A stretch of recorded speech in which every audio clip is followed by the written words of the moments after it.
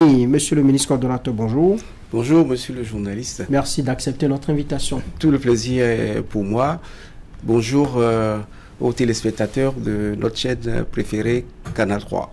Voilà, Zone Franche de ce jour n'est pas un simple entretien, c'est un rendez-vous avec la réalité, un moment pour regarder en face le chemin parcouru et les défis à venir. Chers téléspectateurs, vous faites bien de nous rejoindre dans ce débat. Bienvenue, Eric Guédénon, bonjour. Bonjour Franck Arnaud, monsieur le ministre coordonnateur, bonjour. Bonjour. Merci d'être avec nous ce dimanche matin. On va parler politique pour commencer. Alors, monsieur le ministre coordonnateur, quoi qu'en soit vos ambitions pour 2026, vous avez en face de vous le Parti Les Démocrates qui a quand même réussi à obtenir 28 sièges à l'Assemblée nationale. Ce résultat que beaucoup considèrent comme camouflé pour la mouvance n'est-il pas le signe que la politique de Patrice Talon ne fait pas l'unanimité et qu'elle pourrait même être en danger en 2026? Le contexte n'est plus le même du tout alors. Lors des dernières législatives, le panier de la ménagère n'était pas très reluisant. Les populations n'étaient pas contentes. Dans un contexte où les réalisations du plan d'action du gouvernement n'étaient pas visibles. On était un peu comme dans une vallée, dans le creux de la vague, où le peuple se plaît, souffre, mais ne sait pas tout cet argent, où est-ce que ça va, on ne voit rien. Et c'est ce qui explique, disons, cette montée du Parti Les Démocrates, contre toute attente. Mais aujourd'hui, comme une traînée de poudre, c'est le sentiment, la fierté d'appartenir au peuple béninois, la fierté d'être béninois qui est en train de prendre le dessus. Le peuple béninois commence par oublier de plus en plus les difficultés du quotidien et se dit, mais c'est le Bénin ça, c'est moi béninois, c'est moi ça. Prenez la peine d'aller à la place de l'Amazone parler avec les citoyens. Prenez la peine d'aller à la plage de Ouedo. Ce n'est pas une véritable plage. C'est juste du gazon mis pour le bonheur du peuple béninois. Prenez la peine d'aller à Papa, vers la corniche est, pour voir les jeunes s'amuser. Le peuple est en train de ressentir certaine fierté. Alors, l'autre aspect, en 2023, l'opposition a surfé sur des propositions, sur des promesses faites aux Béninois. Parmi ces propositions, ces promesses faites, lesquelles ont été réalisées? Vous avez fait le point? Mais,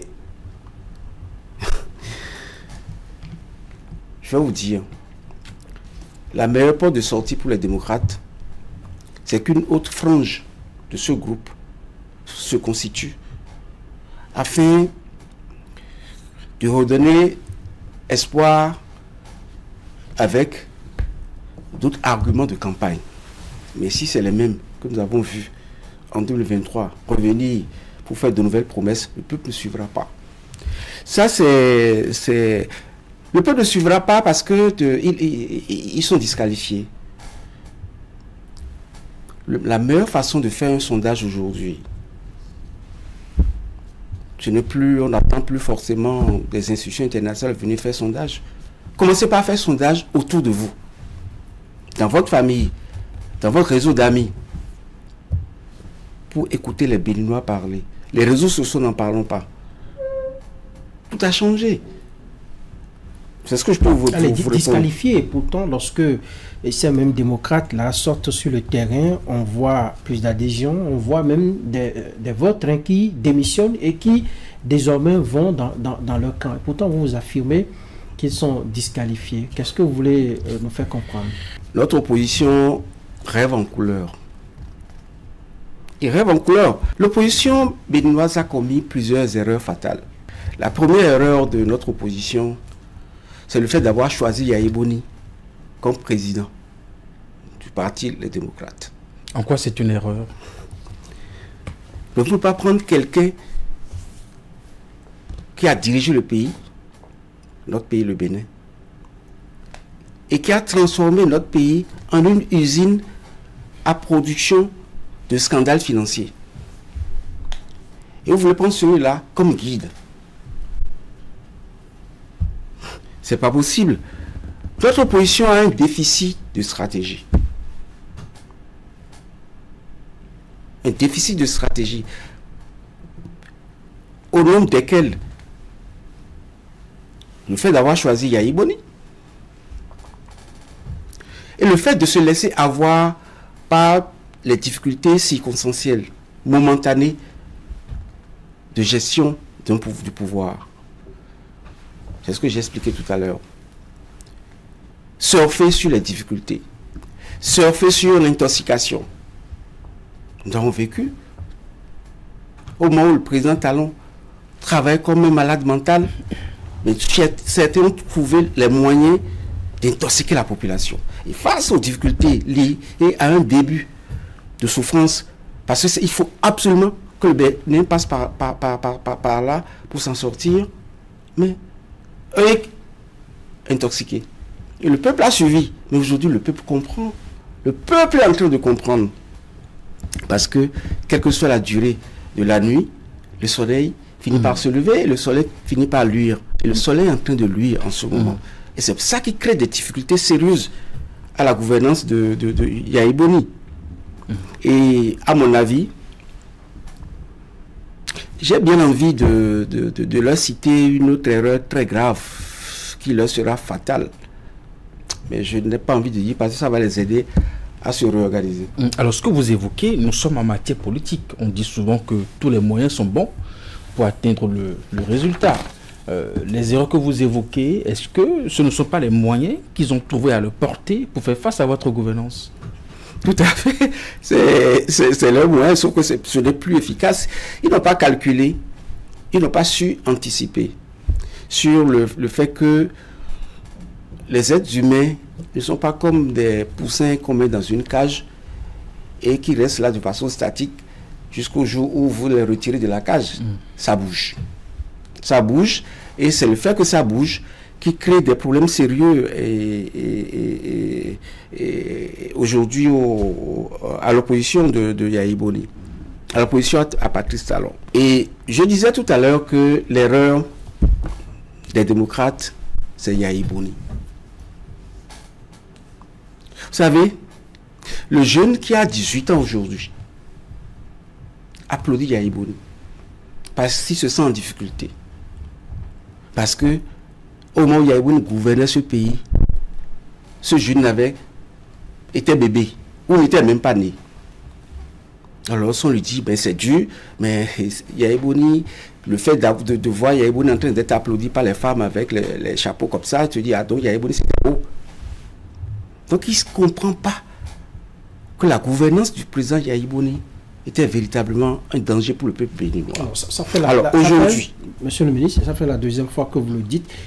Vous avez dit que on a fait le lien des scandales financiers sous Boni Yahi. Vous reprochez, vous voyez beaucoup d'erreurs qui ont été commises et beaucoup de choses qui ont été faites pour qui n'ont pas favorisé le développement. Mais on n'a pas eu que des scandales financiers sous Boni Yahi. Il y a eu, disons, ces appels de fonds. On avait fait entrer beaucoup d'argent. Il y avait des microcrédits. Il y avait quand même de bonnes choses que nous avions notées à l'époque. Monsieur le journaliste, lorsqu'on vous dit comment Yahi Boni était au pouvoir, les réseaux sociaux n'existaient pas. WhatsApp, Facebook, etc., TikTok, ça n'existait pas. Le peuple était sous-informé. Quand on dit au peuple béninois que la communication de Yahi Boni coûtait 2 milliards par an, il est choqué. Lorsqu'on dit donc à un jeune, au moment où il n'y a pas d'école, au moment où il n'y a pas d'eau dans les collines, au moment où on n'a pas d'hôpitaux et que le pauvre meurt, et que les hommes riches de la gouvernance allaient se faire soigner en Europe, que la communication du gouvernement coûtait 2 milliards. Ne me demandez pas les preuves. Vous savez très bien que je suis un homme à preuve. Sur ce coup-là, je pense, sachant que vous pouvez peut-être me poser la question, il s'agit de la communication numéro 544/10 du 21 avril 2010. Déjà une petite preuve. 2 milliards pour la communication de Yaya Boni. Lorsqu'on dit aux jeunes que l'organisation d'un match de football a coûté 2 milliards, c'était le match contre l'Angola. On a décaissé 2 milliards pour organiser le match contre l'Angola. Le Bénin a encore perdu 3-0. Mais c'est incroyable. Lorsqu'on dit aux citoyens, aux jeunes, qui pensent que Yaya Boni est bon, lorsqu'on lui dit qu'un citoyen a pris 14 milliards de la Sodapra, et au lieu de l'arrêter, Yaya Boni a choisi de décaisser encore 4 milliards pour s'acheter un avion fantôme qu'on n'a jamais vu jusqu'à aujourd'hui, ça 18 milliards. Quand on dit ça, le jeune ne comprend pas. Lorsqu'on dit aux jeunes que Yaya Boni a acheté des gants à 90 000 et des imperméables à 400 000, le jeune ne comprend pas. Lorsqu'on dit aux jeunes que Yaya Boni prend l'Avignon, l'hélicoptère, pour aller à Kalalé, pour aller offrir des compteurs SBE aux populations pour dire que je suis bon pour faire le beau, même le coût du transport par hélicoptère de Cotonou à Kalalé, c'est encore plus cher que les compteurs remis. Il fait le beau. Vous voyez, à l'époque, je me rappelle, c'était une question de... C'est le 1er août 2012.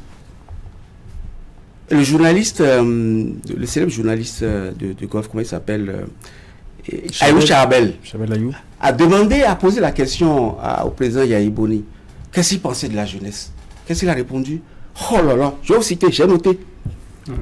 Il dit, je n'ai pas les moyens de leur donner de l'emploi. Il faut que je leur achète des ballons pour qu'ils jouent et me collent la paix. Vous voyez, le président Talon... Vous le citez mot pour mot. Mot pour mot, je vous dis, la vidéo existe. Oui, est-ce que c'était pas une façon de détendre un peu l'atmosphère? Non. C'est l'épanouissement de la jeunesse. Mais il n'en pouvait plus. Il n'en pouvait plus. Mais je vais essayer, et pour rechercher même sur Google, les vidéos existent. Il y a une autre vidéo que j'ai vue récemment, et c'était le député Malik Gomina qui demande au président, à l'époque journaliste, qui demande au chef de l'État, mais on a faim, les Béninois mangent une fois par jour. C'était la désolation. Les Béninois mangeaient une fois par jour, difficilement. On pose la question au chef de l'État dans la soirée du 1er août 2012. Vous savez ce que votre président a répondu? Mais c'est dur partout. Je peux rien.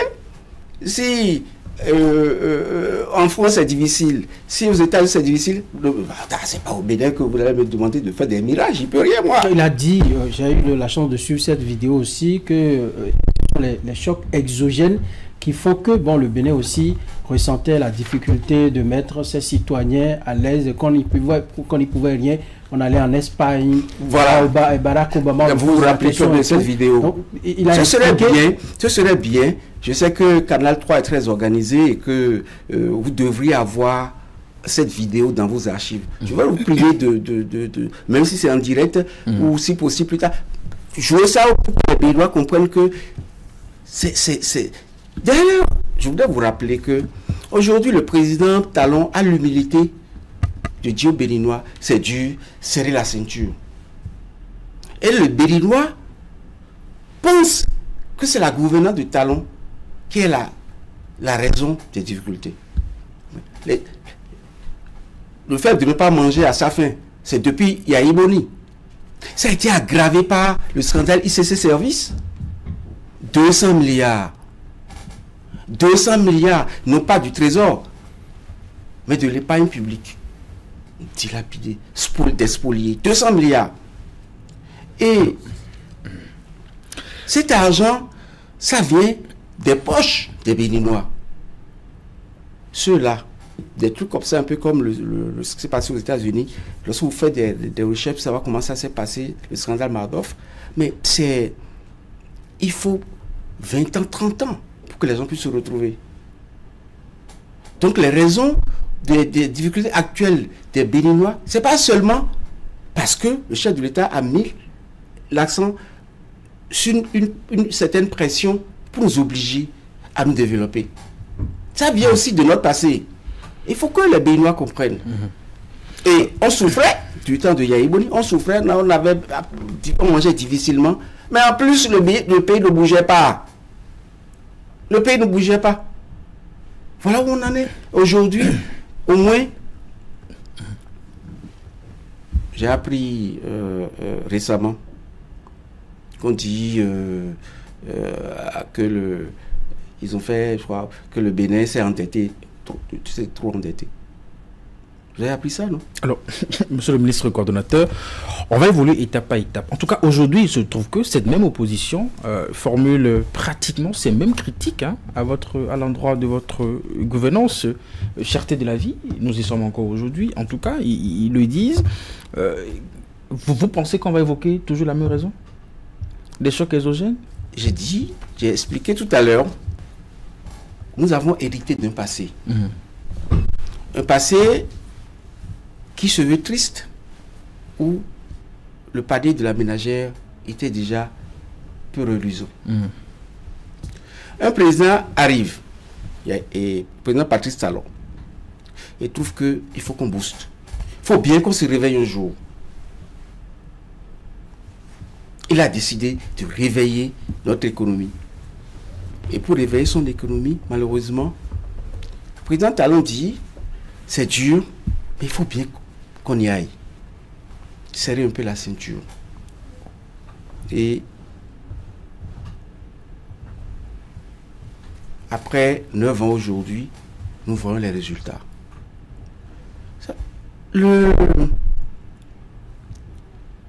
Comme dit le chef de l'État, est-ce que quelqu'un manque de salaire? Il y a quelqu'un qui, depuis 9 ans, n'a pas eu son salaire. Ce que vous allez constater par contre, et vous tous, vous êtes témoins, qu'à l'époque de la gouvernance IAI, on voyait les maisons sorties de terre du jour au lendemain. En 3 mois, vous voyez les maisons derrière votre maison. Mais les gens construisent encore. Non, pas plus. Oui, si vous voyez une belle maison aujourd'hui, il y a toutes les raisons. Si ce n'est pas un grand homme d'affaires, si ce n'est pas l'État, c'est pas possible. Mais vous voyez, avant, vous savez très bien de quoi je parle. Il y avait un train de vie quand même alors. Ils avaient un train de vie, mais le train de vie, c'était la corruption, c'était le pillage de l'économie nationale. Ce n'est pas des fonds issus de la sueur des fronts. C'était des fonds issus du pillage. C'est pour ça que tous ces gars qui intoxiquent et qui montrent qu'il y a problème, en réalité, c'est ceux-là qui pillaient et qui retournaient les miettes aux populations qui pensent que c'est ce système qui est bon pour notre pays. En réalité, c'est ça. Mais parlant de choc exogène, on en a cité également pour justifier la cherté de la vie ici. Je prends la guerre en Ukraine, je prends la guerre, enfin le Covid, ce problème de santé publique que nous avons eu. À un moment donné, les gouvernants d'aujourd'hui ont évoqué ces éléments-là pour justifier un peu la situation dans laquelle on se trouvait, n'est-ce pas, à l'époque de Boni Yayi, ces chocs exogènes qui étaient aussi à l'origine des difficultés que nous rencontrions. Oui et non. Vous avez du temps du président Patrice Talon, vous venez de dire de façon concrète un certain nombre d'éléments. La guerre Ukraine-Russie, le Covid, etc. etc. Et encore, s'il n'y avait pas eu ça, mais le Bénin aurait fait des miracles. Encore plus que ce que nous vivons aujourd'hui. Puisque les engrais, on les achetait très cher, puisque le produit qui fournit ne fournit plus. Il fallait passer par des gymnastiques terribles pour les avoir. Le gouvernement est obligé de subventionner afin de pouvoir tenir, afin que le paysan, depuis le septentrion jusqu'au sud, puisse cultiver à prix raisonnable. Donc, ces éléments exogènes, il y en a eu combien sous Yahya-Iboni? La preuve, c'est que vous n'avez pas cité. Il y a eu très peu. Mais c'était criard. Mais c'était, c'est-à-dire que aujourd'hui, c'est criard. Des situations qui ont empêché les Béninois, les populations de respirer, on est obligé de mettre des cache-nez. Vous n'allez pas me dire que ça existait tout le temps. Des guerres, on a vu de grands pays comme la Russie entrer en guerre, mais ça fait très longtemps qu'on a vécu ça. Mais donc, ces chocs exogènes, effectivement, du temps du Patrice Talon, si elle n'avait pas une gouvernance solide, intelligente, mais on aurait subi les conséquences de façon incroyable. Vous avez évoqué tout à l'heure la question de la dette, qui fait partie des critiques que l'opposition formule à l'endroit de la gouvernance de Patrice Talon. Vous ne trouvez pas qu'elles ont, en tout cas que l'opposition a raison de s'inquiéter sur le taux de notre endettement? Vous voyez, lorsque j'entends ça, je m'inquiète pour le pays. Voilà ceux qui prétendent vouloir diriger le Bénin, qui parlent du taux d'endettement de notre pays de cette manière. Mais ils devaient plutôt se poser des questions pour dire, mais comment ils ont fait? Vous pensez n'importe qui arrive à avoir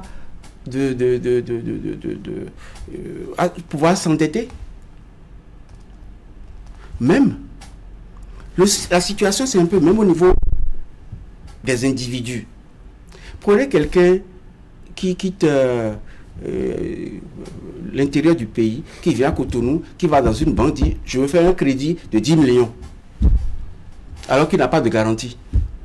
Vous voyez une banque s'intéresser à ce citoyen? Il faut savoir qu'on ne prête qu'aux riches. On ne prête qu'aux riches ou à ceux qui ont des garanties suffisantes ou l'organisation qu'il faut, qui conforte et qui amène à accepter. Et rien que le fait que le Bénin aujourd'hui arrive à jouer de la cour des grands, le Bénin peut prendre autant d'argent qu'il veut. Alors si c'est sur la base de ce principe... Et je vais compléter en vous disant, même les pays développés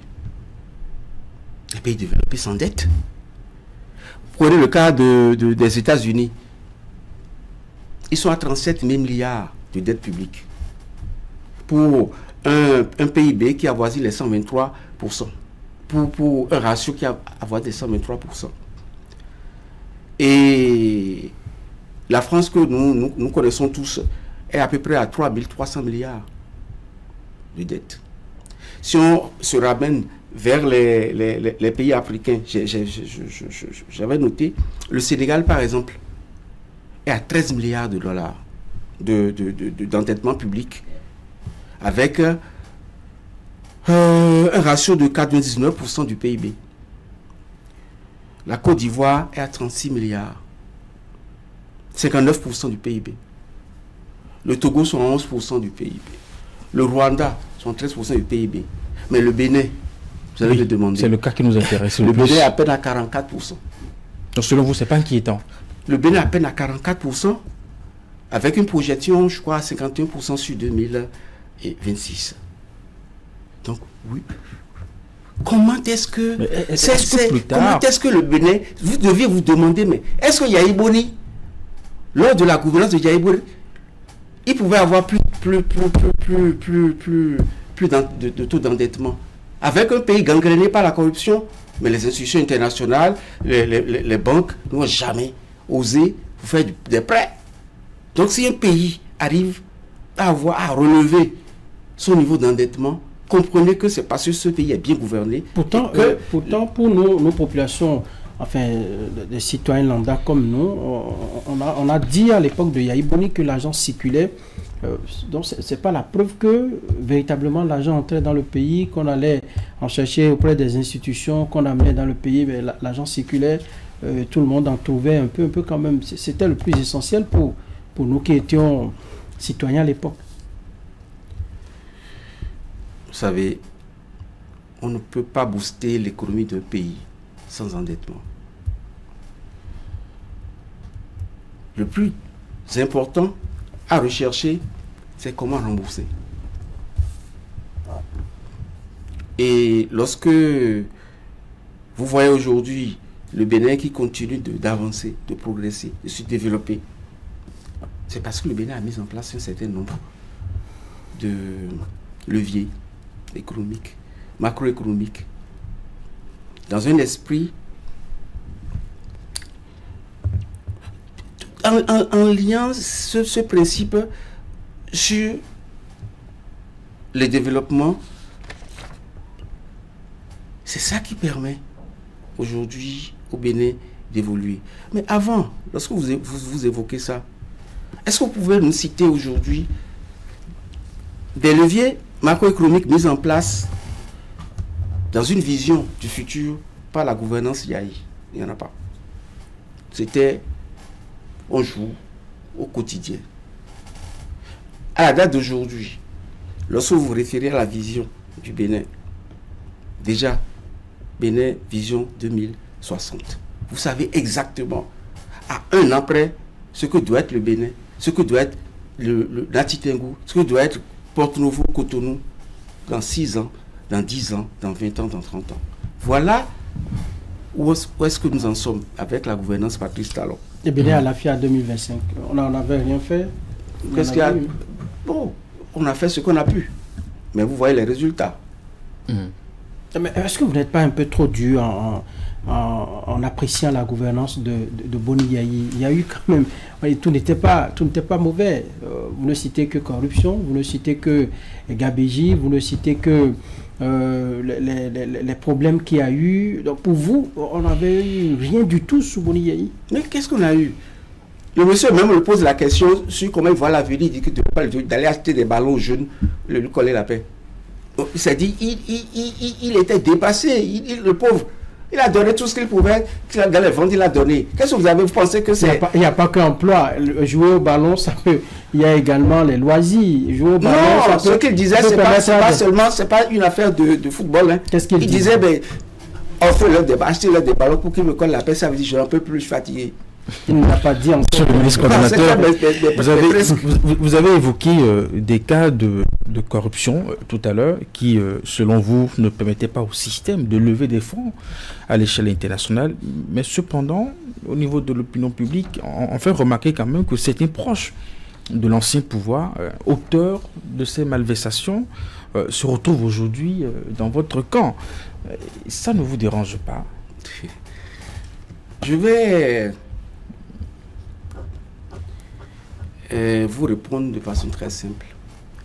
Vous dites qu'il y a des auteurs de malversations qui sont aujourd'hui dans le camp Patrice Talon. Il y en a. Et je vais presque vous retourner le problème.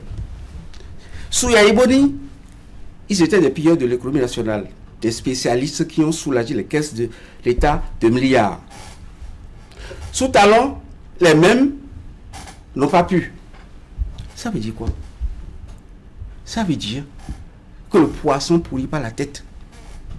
Ça veut dire que les individus étaient dans un système où on pouvait gaillardement voler sans être inquiété. Donc, vous voulez nous dire par là que sous Patrice Talon, c'est pas possible. Quel que soit votre degré de banditisme avéré, vous ne pouvez pas. Nous avons un dernier cas dont nous attendons encore les conclusions du rapport du côté de l'Assemblée nationale et du côté du Haut Commissariat à la prévention de la corruption, le cas au ministère de l'Énergie. Je n'ai pas besoin, moi, Jean-Pierre Yawidéo, d'attendre les conclusions de ce rapport. Mais vous savez... Et si finalement le rapport attestait de ce que c'est pas possible, le système Talon, le système mis en place par le président Talon ne favorise pas le pillage. Un ministre, vous savez, avant, lorsque il y a appel d'offres, où on confiait un marché à une entreprise, sous le président Talon, mais vous n'êtes pas payé tout de suite. Avant d'être payé, vous devez avoir une caution bancaire qui couvre à hauteur de l'argent que vous avez pris. Si vous n'avez pas les moyens de démarrer. Et vous devez atteindre un certain niveau, un pourcentage vérifié par un certain nombre avant d'être payé. Et même après avoir rendu le service, on vous bloque 10% de votre facture. Alors, par quelle alchimie un ministre de talent puisse voler des dizaines de milliards? Enfin, qu'est-ce qu'il avait dit? Pomper ou je ne sais pas trop. Siphonner. Des dizaines de milliards. Vous voyez, c'est parce que l'opposition n'a pas d'éléments en réalité contre le système talent. Et dès qu'il y a eu cet incident que je qualifie de mineur, parce que c'est un conflit Monsieur le ministre coordonnateur, homme politique. Monsieur le ministre coordonnateur, ce n'est pas de la bouche d'un opposant que nous avons entendu ça. C'est bien de la bouche d'un ministre au gouvernement, aujourd'hui ancien ministre, que nous avons entendu ça. Et mieux, selon les informations, celui-là est un auditeur, c'est un expert comptable, il a les moyens de vérifier ce qu'il s'est passé avant, lui, son installation. Moi, je vous dis, jusqu'à preuve du contraire, je vous regarde droit dans les yeux pour dire que le système Patrice Talon ne permet pas à un ministre de piller. En tout cas, nous attendons les résultats de ce rapport qui peut vous contredire. Impossible. Impossible. Parce que, moi, vous savez, moi, j'ai passé, sur les 10 ans de Yahi Boni, j'ai passé 8 ans à être son opposant. Je suis un fouineur. Il n'y a pas ce scandale quand je ne suis pas l'auteur de la dénonciation. Je maîtrise au moins et j'ai les preuves. Si, à l'époque, j'étais ami au président Yahi Boni, le pourquoi de ma séparation avec Yahi Boni, c'est à cause de l'affaire dénoncée par Issa Salifou, député à l'époque, qui dénonçait le fait que l'argent qu'on prenait sur les véhicules d'occasion n'était pas budgétisé. Et moi, de la mouvance à l'époque, dans les années 2008, j'ai été choqué d'apprendre ça. C'est ça qui m'a amené à commencer par fouiller. Et quand j'ai fouillé, j'ai trouvé que c'était vrai. J'ai commencé par fouiller. C'est ça qui m'a opposé. J'étais de la mouvance de Yahi Boni au départ, les premières heures, mais je l'ai quitté à cause de ça. Donc, si... Peut-être qu'il ne le savait pas lui-même en tant que président. Vous savez, lorsque j'ai été le voir à domicile, j'ai dit, président, ça ne va pas. Il dit, mais quand Saleh a dit que je suis un voleur, pourquoi tu ne lui as pas dit qu'il ment? J'ai dit, monsieur le président, je ne peux pas dire qu'il ment. Je ne suis pas à l'exécutif, pas savoir s'il ment ou pas. Il dit, voilà, les amis que j'ai, ils ont un pied dedans, ils ont un pied dehors. J'ai dit, monsieur le président, j'ai les deux pieds dedans. Mais le jour où je vais constater que ce que Saleh a dit, c'est la vérité, je vous quitte, monsieur le président. Et lorsque j'ai commencé par fouiller, j'ai vu que c'était grave ce qui se passait, je l'ai quitté. Donc, si la gouvernance du président Talon souffrait... Vous avez su de faire pareil sur Patrice Talon? Mais de fouiller et dès que vous constatez que... Quelqu'un m'a attaché. Et vous fouillez aujourd'hui? Je ne peux pas fouiller parce que je sais, je vois. Je vois que ça dit... je vous dis les principes fondamentaux, cardinaux. Les repères ont été mis en place de sorte que personne ne peut voler. Vous avez toujours vu, ou c'est ces derniers mois seulement, quand vous avez été nommé, que vous voyez davantage? Vous savez, j'aurais pu, au moment où, il fut un moment où j'étais rien dans le pays, enfin, j'étais un citoyen lambda. Mais, vous m'avez vu emmerder le président Talon, il n'y a rien. Il n'y a pas d'élément à mettre sous la dent. Pourquoi je vais emmerder le monsieur? Il n'y avait rien. J'ai dit, et même aujourd'hui, moi je ne vais pas dire des choses graves comme qu'on dit.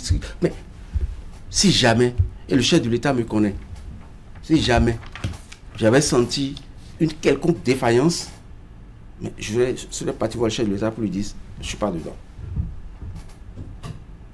C'est pas au moment où j'avais ma jeunesse pour moi, j'ai pris des risques pour ce pays. C'est pas aujourd'hui que il me reste quoi? Alors, Monsieur Yabouedou, en 2026, hein, avec tout ce que vous dites là, les démocrates qu'on voit très actifs sur le terrain, eux aussi, qui développent leurs arguments, qui sont très suivis d'ailleurs par les populations. En 2026, vous n'avez pas peur que l'opposition prenne le pouvoir?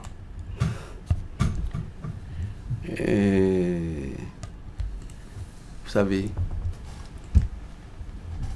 aucune chance pour l'opposition de prendre le pouvoir.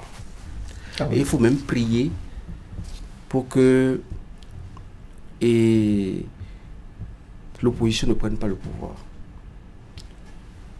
Parce que le président Talon a mis la barre trop haute. C'est tout comme si confier notre pouvoir aux démocrates, c'est exactement comme si on allait prendre un président, les présidents qui ont 90 ans, qui sont encore au pouvoir, là, qu'on en prenne un, qu'on allait désigner comme président des États-Unis pour dire dirige. L'opposition actuelle est incapable de savoir par où commencer. La barre est trop haute pour ces gens-là. Puis il faut les regarder quand ils parlent. Regardez le coin de leurs yeux. Vous allez constater que ces gars-là, ils ne savent pas de quoi on parle. C'est le jour et la nuit. Mais comment ça? Et si jamais... Ce sont des... Attendez. Oui. Ils maîtrisent quoi? C'est-à-dire, le système IAI, c'est la nuit. On ne peut pas demander à ce courant politique de prendre le pouvoir de Talon et s'en sortir. Ils ne peuvent pas. Et ils peuvent savoir, ils ont été incapables de gérer les 2000 milliards d'endettement. Ils savent comment l'actuel gouvernement fait pour avoir la confiance de l'international au point de le faire des levées de fonds à cette envergure des grands pays. Et vous pensez quoi? Que le pays... Ils ne peuvent pas. Ils ont un président qui est ancien président, qui a de l'expérience, mais qui également est un financier, qui est un banquier, qui a des relations, qui est très introduit dans le monde financier à l'international. Et vous affirmez qu'il n'ont rien pour diriger le pays. C'est très bien d'embellir autant le président Yahi Boni, mais s'il avait autant... Non, je ne cite que ces titres. Oui, tous les Béninois le savent. S'il était si compétent, le Bénin ne serait pas totalement dans le rouge à son départ du pays. Et je dis, on ne peut pas, aujourd'hui, confier le destin de notre peuple béninois, devenu fier, à une équipe qui a fait ses classes dans la gabégie. Alors, monsieur le ministre, ce sont les populations qui vont décider. Ce que vous dites ici, c'est compte tenu d'un certain nombre d'éléments d'appréciation. Mais qu'est-ce qui vous fait vous rendre si confiant que les populations vont décider en votre faveur en 2026? Et c'est les résultats.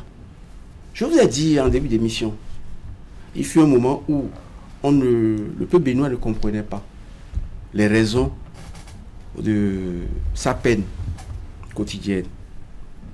Mais aujourd'hui, demandez aux citoyens lambda s'il est fier d'être béninois, du Bénin jusqu'à l'étranger. Le chef de l'État surfe. Le béninois surfe. Le Bénin est en train de changer. C'est vrai que le président Patrice Talon travaille sans faire le beau, sans montrer qu'il travaille. Mais les bénéficiaires, parfois, ne savaient même pas toutes les possibilités offertes pour son développement personnel. Mais aujourd'hui, ça se voit. Vous savez, notre pays ne peut jamais faire ce demi-tour. Nous n'avons pas le droit de faire demi-tour. Cette ascension que le Bénin est en train de prendre, nous n'avons pas le droit de mettre cela en péril. Ça, je le pense très sincèrement. Et je dirais, moi, si le diable,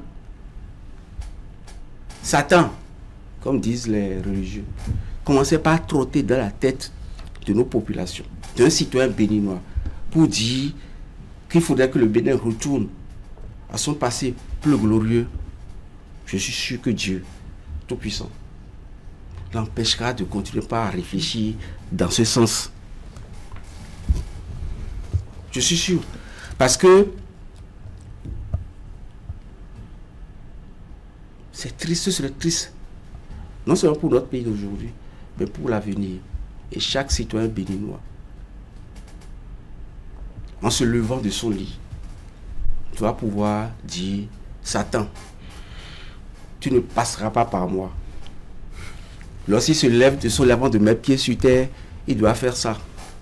Et ça, et ça. 3 fois. Monsieur le ministre... et si c'est en Bariba, vous savez comment on dit ça? Non. Gousouno Kasumtona. Comme ça. Comme dit ça. Plus jamais ça au Bénin. Notre pays a pris son envol, plus rien pour nous reculer, pour nous faire descendre. D'accord. Allez, nous allons changer d'axe, mais avant, j'ai envie de vous demander, est-ce que la question du départ ou non du chef de l'État en 2026 est définitivement clos avec ces dernières sorties où on a vu la répéter plusieurs fois devant les maires, ensuite devant les jeunes et à bien d'autres occasions qu'il partirait. Est-ce que désormais ce sujet-là est clos? C'est très clair. Le chef de l'État a dit que même si on l'attachait sur la chaise présidentielle, qu'il n'en veut plus. Le président Patrice Talon a choisi d'être impopulaire. Il a dit à maintes reprises, il a choisi d'être impopulaire, mais son plan est clair. 2026, c'est un nouveau Bénin qui sera gouverné dans la même dynamique, mais autrement. Il a mis la pression maximale pour propulser le pays. Nous avons atteint un certain niveau aujourd'hui.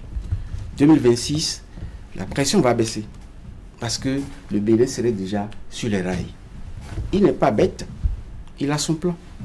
2026, le président de 2026 n'a presque plus rien à faire. Il suffit de marcher sur ses pas, baisser la pression pour que le Béninois respire, que le Béninois profite des 10 ans de ce qu'il a injecté lui-même, des 10 ans de sa sueur. Le Béninois commencera par rêver, par sourire. C'est le plan du chef de l'État. Donc, 2026, ça va être... Les Béninois seront beaucoup plus heureux. C'est maintenant qu'ils vont profiter. Si vous ne savez pas faire, le président Talon serait sa retraite et les Béninois chercheront à le prier de venir au pouvoir. Parce que c'est maintenant qu'ils vont constater que ce monsieur nous avait rendu un grand service, pour notre pays. Alors, sur la question avec les jeunes, Patrice Talon a évoqué quelques critères. D'ailleurs, il n'a pas été, je dirais, tout à fait transparent sur la façon dont il va faire son choix. Le mot dauphin, il a dit qu'il n'apprécie pas trop l'usage de ce mot, mais toujours est-il que ça soit du côté de la mouvance ou de l'opposition, qu'il soutiendrait la candidature de quelqu'un qui est engagé, qui a la volonté véritablement de travailler pour le Bénin. Est-ce que vous pensez que le choix de la succession sera facile pour Patrice Talon? Si on se réfère à nos propos de tout à l'heure, c'est-à-dire que une fois que le chemin est balisé,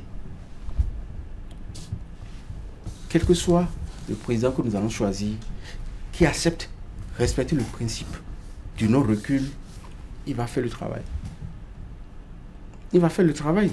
Parce que est-ce que vous avez constaté que sans forcing, le Béninois est plus discipliné? Faites attention maintenant. Lorsque vous arrivez au feu, même à 2 h du matin, vous allez voir le Béninois sur son zème s'arrêter, alors qu'il n'y a personne. Il ne brûle plus le feu. Prenez des situations basiques. Le casque. Il n'y a plus de policiers. Et pourtant, le Béninois met son casque. La discipline est revenue. On n'a même plus besoin. Le prochain président Même si on prend un candidat proposé par les démocrates et qu'il est bon, capable de relever le défi de la continuité, maintenir le cap sur les repères mis en place, travailler, les gens vont suivre. Donc le chef de l'État est très sincère dans ce qu'il dit. Pour nous autres qui avons un peu la chance de parler avec lui en privé, je vous dis qu'il n'a aucunement l'intention, il a fini. D'accord. Il a dit aussi qu'il va peser dans le choix et qu'il sera très actif. Qu'est-ce qu'on est censé comprendre par là? Il va l'imposer aux formations politiques de la mouvance? Non, nous n'avons pas la même compréhension. Il sera très actif, dont il parlait, selon moi, ma compréhension, après avoir souffert 10 ans, après que le peuple béninois ait souffert 10 ans, le président Talon est en train de dire, selon moi, qu'il ne va pas laisser n'importe qui prendre le pouvoir pour faire tomber tous ces acquis de notre peuple. Je vous ai dit tout à l'heure, le peuple béninois aujourd'hui est un peuple fier. Que ce soit à l'intérieur du pays, que ce soit à l'extérieur du pays, nous nous sentons fiers d'appartenir à cette communauté béninoise. Et nous réclamons d'être béninois aujourd'hui. Quand on dit Bénin, on lève la tête. Et cela fait partie des acquis? Ça fait partie des acquis, des grands acquis. Lorsqu'on a la fierté retrouvée. La fierté retrouvée, la fierté de se sentir béninois, la fierté de circuler dans un pays beau. Il n'y a pas de département qui n'ait pas été impacté par la gestion du président Talon. Lorsqu'une commune n'a pas un marché, lorsqu'une commune n'a pas une route, une commune a forcément quelque chose. Pas toujours visible. Pas toujours visible, mais quelque chose. Oui, justement, parlant des acquis de la gouvernance Talon, en dehors des infrastructures, en dehors du niveau de modernisation de notre pays aujourd'hui, quels sont ces acquis-là qui ne sont pas visibles, mais qui ont permis au Bénin d'évoluer en matière de développement? Qu'est-ce qu'on peut retenir sur ce plan? Vous savez,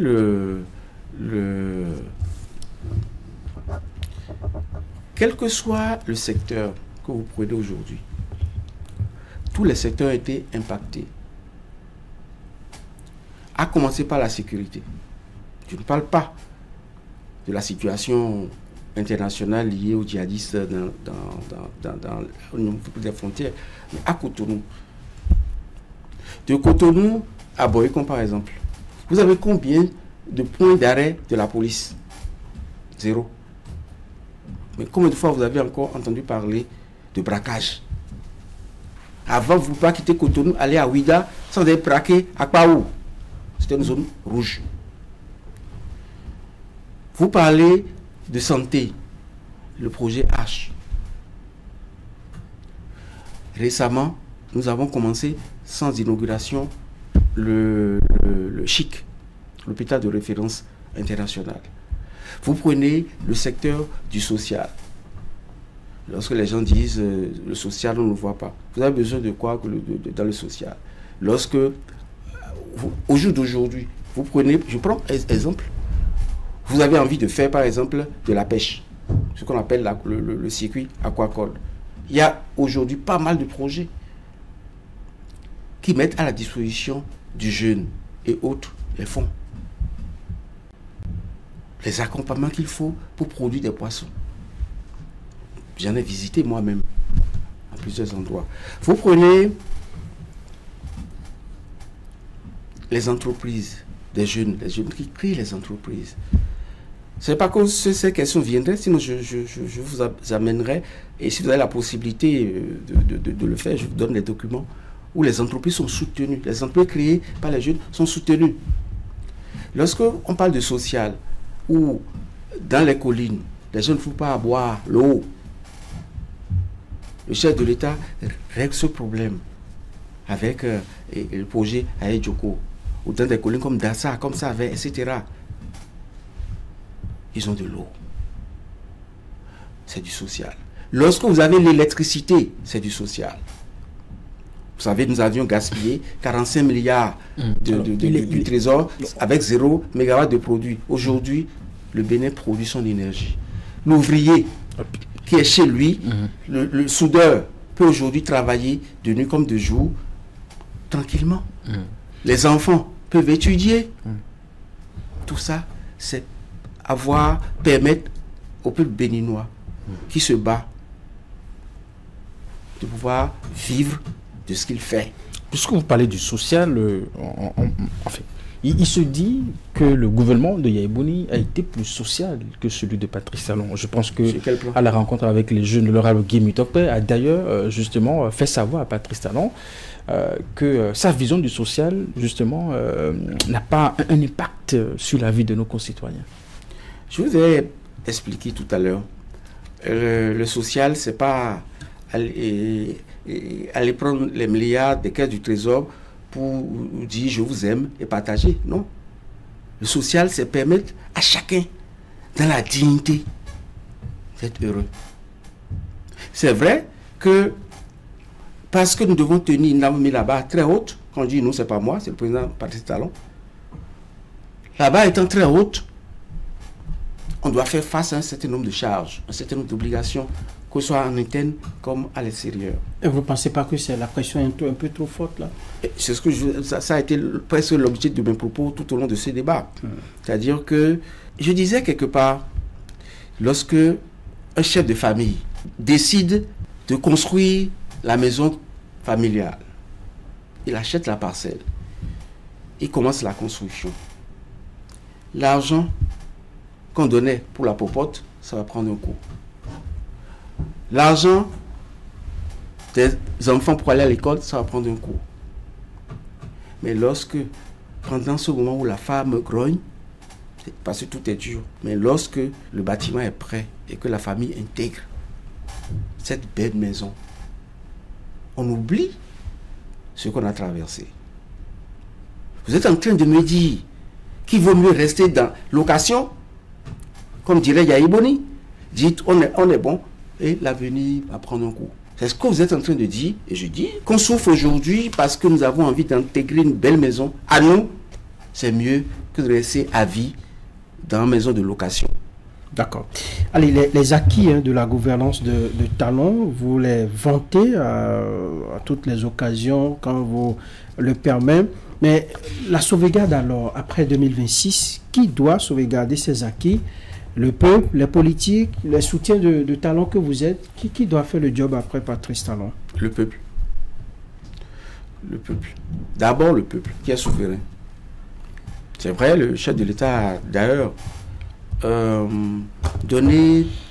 il a ouvert quand même une belle brèche sur la notion de souveraineté d'un peuple. Vous ne pouvez pas prétendre être libre alors que vous dépendez des autres. Notre peuple est en train de prendre conscience de sa souveraineté. Si ce peuple choisit de baisser les bras, après avoir fait le plus dur du travail, c'est-à-dire accepter, souffrir avec son président pendant 9 ans, 10 ans, si ce même peuple choisit de retourner vers son passé dit honteux, si vous n'avez pas le sentiment, moi je l'ai. Et beaucoup d'autres citoyens commencent par avoir le sentiment que notre peuple est en train de mûrir, est en train de comprendre la différence, comprendre d'où nous sommes venus et où nous devons aller. C'est pour ça que je suis persuadé que c'est ce peuple-là qui doit, si le prochain chef d'État commence par faire mal, c'est ce même peuple qui lui dira ça ne se passe pas comme ça. Évidemment, les hommes politiques sont obligés. Nous disions tout à l'heure, certains hommes qui avaient pillé le pays, qui se retrouvent aujourd'hui dans le mouvement de la mouvance, n'ont pas pu continuer leur sale besogne. Parce que c'est un système qu'il faut mettre en place. Et lorsque le système est en place, ils ne peuvent pas. Oui, mais peut-être aussi qu'ils attendent le départ de Patrice Talon pour reprendre ses vices. Et c'est pourquoi, avec tout ce que nous expliquons aujourd'hui au peuple béninois, si vous permettez que ce regroupement prenne le pouvoir, nous allons tomber très bas. Parce qu'ils ne changeront pas. Ils n'ont pas été, je vous ai dit, ils ont été dans la classe de la gabégie. Ils ne peuvent pas changer. Donc, il ne faut jamais permettre à ce qu'on fasse. Il faut plutôt, vu ce que je vous ai expliqué, vu la vision du chef de l'État, rester dans la ligne. Et si nous maintenons le cap, si nous maintenons la dynamique, insufflé par le président Talon, vous allez voir, non seulement ce qui nous manquait, et on nous critique, c'est-à-dire c'est trop dur, ça va s'arrêter, et notre pays va maintenir son envol. Alors, quelques deux questions encore, nous sommes presque au thème de cette émission, on va parler des 65 ans d'indépendance. Monsieur le ministre coordonnateur, vous avez certainement à votre niveau fait un bilan de ce parcours du Bénin, 65 ans d'indépendance. Qu'est-ce que vous avez retenu? Qu'est-ce qu'on peut retenir? On peut retenir que le Bénin est très en avance sur plusieurs pays. Je n'ai pas envie de citer des pays. Ce que le peuple béninois a connu dans les années 1972, c'est-à-dire la Révolution. 1972, nous avions chassé les Blancs, chassé les étrangers, on veut souverain, on veut. On les a chassés. Nous avons vécu en autarcie. 17 ans après, 17 ans de marxisme-léninisme, nous avons vu les conséquences. Nous avons été incapables de payer les salaires, près de 12 mois derrière le salaire. Ce que nous on a vécu depuis 1972, c'est ce que d'autres pays sont en train de vouloir expérimenter aujourd'hui. Ça veut dire que le Bénin a traversé le temps. Le Bénin est toujours en avance. Il y a des erreurs que le Bénin ne fera pas, ne fera plus. Et lorsqu'on a fini avec cette ère de révolution où nous avons appris que ça ne servait à rien, qu'il vaut mieux laisser les étrangers venir vers nous, et tout en restant souverain, on partage, on regarde les gens en face comme du président Talon, on parle avec. On en est là aujourd'hui. Après, nous avons connu le renouveau démocratique avec le président Soglo, qui a tout donné à ce pays. Soglo, c'est Patrice Talon. On est passé de notre capitale qui n'était que des trous, on appelait même Coteau-Trou, à Coteau-Pavé. Les grandes réalisations du Bénin, avant Yahi Boni, c'était Soglo. C'est vrai, chaque président qui vient fait un peu. On dit Maga fait le CNHU, évidemment, c'est l'argent du pays, mais il fallait savoir utiliser, mettre dans des trucs. Donc c'était à faire un peu. Mais les 17 ans de marxisme-léninisme nous ont retardés. Et Soglo a relevé le défi. On est passé d'un taux de croissance négatif à près de 4 ou 5% au départ de Soglo. Notre agriculture a pris son envol. On est passé de 90 000 tonnes de production cotonnière à 350 000 francs au départ à 350 000 tonnes au départ de Soglo, etc. Mais notre erreur fondamentale à l'époque, c'est d'avoir fait revenir Kérékou. Le retour de Kérékou au pouvoir a ramené cette mafia qui a pillé le pays au pouvoir. Et ça y est. On a vu comment c'est pas possible. Tout ce que Soglo a eu à faire a été déconstruit. En 10 ans. C'est d'ailleurs à cette époque qu'un monsieur a soulagé les caisses de la Sorapad de 14 milliards, mais parce que proche parce qu'étant dans les hautes sphères, n'a pas été inquiété à la veille de l'arrivée au pouvoir de Yahi Boni, qui devait en principe l'emprisonner. Il n'a pas payé jusqu'à aujourd'hui. On a vécu des choses comme ça dans ce pays. C'est à cette époque que pour ne pas payer des dettes, le ministre fait brûler son bureau, y compris le bureau du service financier. On a vécu des choses horribles. Mais Yahi Boni est venu, il a même organisé une marche verte, marche contre la corruption. On a pensé que l'espoir dont on rêvait deviendrait réalité, mais c'était pire. Je vous l'ai dit tout à l'heure, c'était une usine à production de scandales financiers. Les scandales, 3 émissions ne suffiraient pas pour que j'en parle, donc je ne vous en parle pas. Et Dieu merci, un certain Patrice Talon, qui est une réincarnation du président Soglo, en mieux, est venu pour remettre les choses en ordre.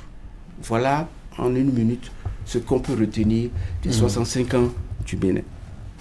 Dans nos têtes, est-ce que on peut se targuer de dire que nous sommes indépendants aujourd'hui, nous jouissons d'une indépendance qui nous permet de prendre nos propres décisions, d'évoluer, de ne pas trop compter sur les autres, parce que c'est de cela qu'il s'agit aussi pour parler développement de notre pays.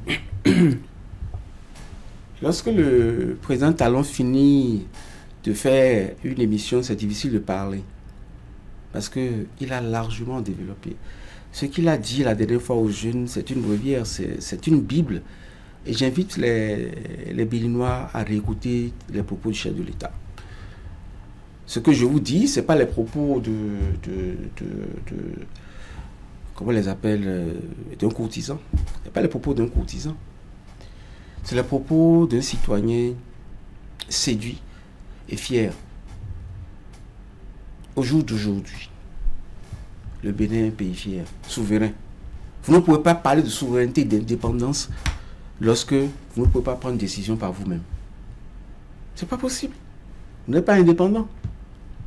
Lorsque vous pouvez, aujourd'hui, vous pouvez prétendre dire que vous pouvez vous asseoir et regarder vos interlocuteurs internationaux droit dans les yeux et leur dire voilà ce que je veux. Je vous ai dit tout à l'heure que même les États-Unis sont obligés de faire des prêts pour s'en sortir. À l'époque, lorsque nous, pays africains, nous allons voir les bailleurs pour dire aidez-moi, je veux des prêts. Vous savez comment on dit bon, il y a ce qu'ils appellent le programme d'ajustement structurel. On regarde le pays qui vous ressemble un peu. On dit voilà le modèle qu'il vous faut. Si vous acceptez, on vous fait le prêt. On vous fait le prêt, mais il y a les étrangers qui vous ont fait le prêt, viennent s'asseoir dans le pays pour surveiller l'utilisation qui en est faite. Mais lorsque la France sollicite le Fonds monétaire international, la France va avec un projet bien clair. Vous dit je veux tel montant, voilà ce que je compte en faire, voilà comment je compte rembourser, et voilà. On fait le prêt.